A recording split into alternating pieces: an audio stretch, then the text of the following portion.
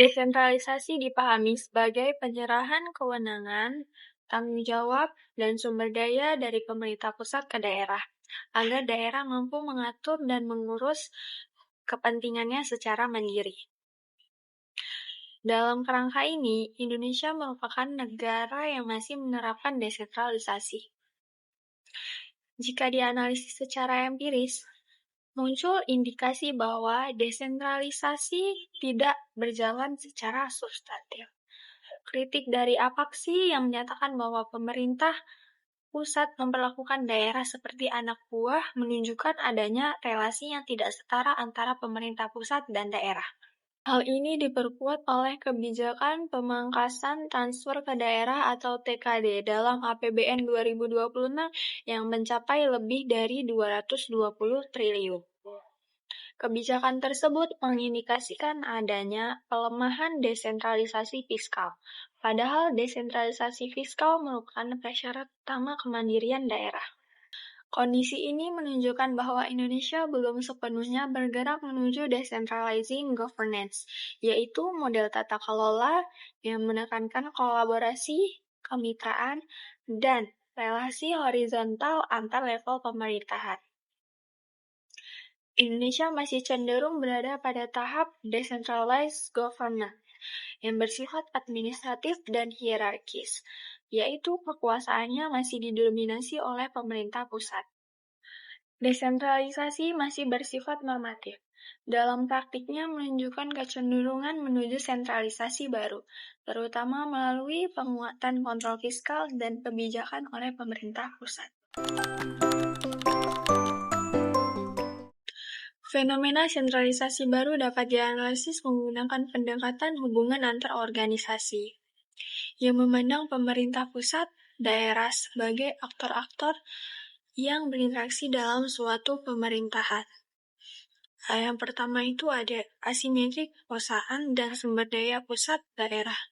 Pemerintah pusat memiliki kontrol dominan terhadap sumber daya fiskal yang tercermin dari kebijakan pemangkasan transfer ke daerah. Ketergantungan daerah terhadap transfer dari pusat menyebabkan posisi daerah menjadi subordinat, sulit bertindak sebagai mitra sejajar. Yang kedua, pola hubungan yang terbentuk masih bersifat hierarkis atau top-down.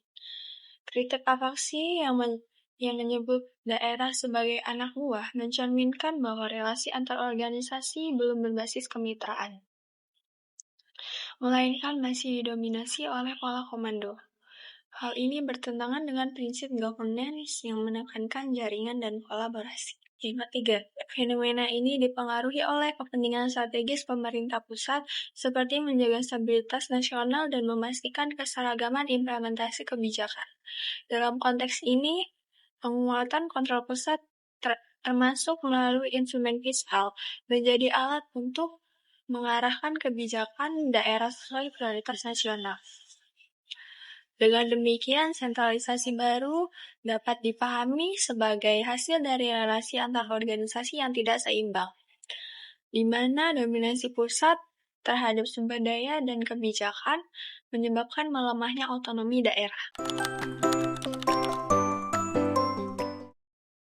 Salah satu contoh konkret ketegangan antara pemerintah pusat dan masyarakat daerah dapat dilihat dalam konflik agraria di Pulau Rempang, Kepulauan Riau, terkait proyek Rempang Eco City, yang merupakan bagian dari proyek strategi nasional atau PSN.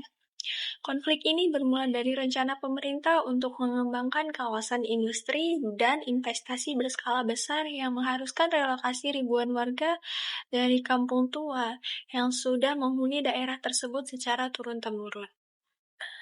Masyarakat menolak relokasi karena menganggap tanah tersebut sebagai wilayah adat dan sumber kehidupan mereka. Kasus ini menunjukkan adanya ketidakseimbangan relasi antara pusat dan masyarakat daerah, di mana yang pertama itu ada kebijakan pusat atau proyek strategi nasional dipaksakan. Yang kedua itu partisipasi masyarakat lokal terbatas. Yang ketiga, kepentingan investasi nasional lebih dominan dibanding kebutuhan lokal. Dengan demikian, konflik rempang mencerminkan bahwa hubungan pusat dan daerah masih bersifat hierarkis dan top-down, sehingga memunculkan resistensi dari masyarakat. Hal ini sekaligus memperkuat argumen bahwa praktik desentralisasi masih belum berjalan secara substantif.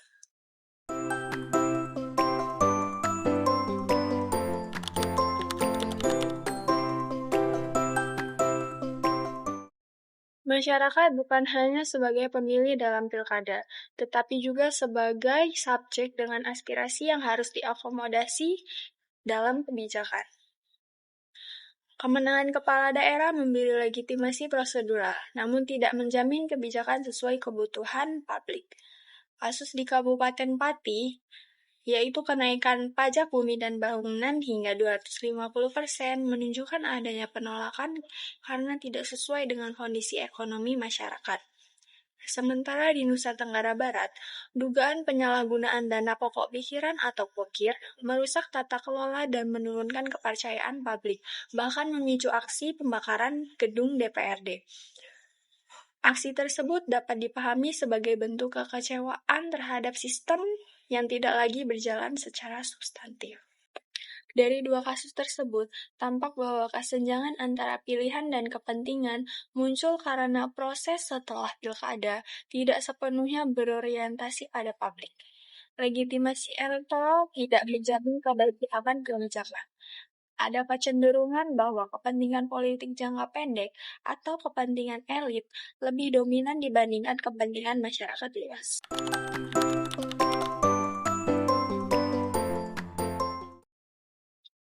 Partisipasi masyarakat tidak dilihat sekadar ada atau tidak, tetapi sejauh mana masyarakat memiliki kekuatan dalam mempengaruhi keputusan.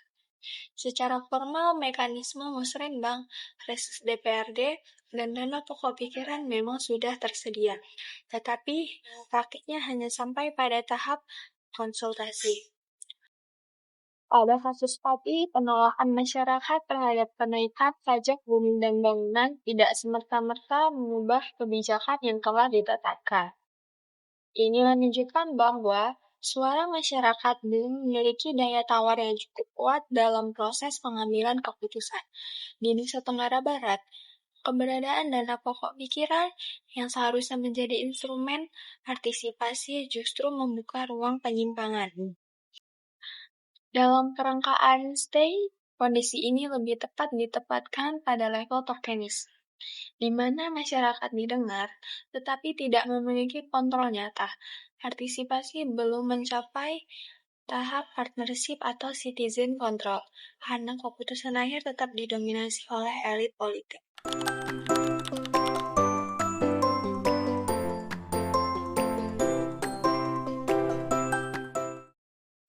Kalau ditempatkan sebagai kepala daerah, pendekatannya harus sistemik, bukan sekadar normatif. Langkah yang dapat dilakukan adalah yang pertama itu ada transparansi sejak awal kebijakan. Kebijakan strategis seperti kenaikan pajak tidak seharusnya langsung diputuskan. Tetapi perlu ada forum terbuka yang proses diskusinya melibatkan publik. Yang kedua itu reformasi musrenbang menjadi lebih substantif. Musrenbang perlu diperkuat agar tidak sekedar formalitas. Sebagian program harus berasal dari usulan masyarakat, dan hasil musyawarah memiliki pengaruh nyata dalam penyusunan kebijakan. Yang ketiga, terdapat pembatasan dan audit dana pokok pikiran. Dana pokok pikiran harus benar-benar berbasis kebutuhan masyarakat, bukan kepentingan politik. Karena itu, perlu transparansi, audit terbuka, serta keterlibatan masyarakat dalam pengawasan. Yang keempat, menjaga keseimbangan jangka pendek dan jangka panjang. Setiap kebijakan perlu melalui analisis dampak yang matang, serta melibatkan pihak independen seperti akademisi dan masyarakat sipil sebagai pihak penyeimbang.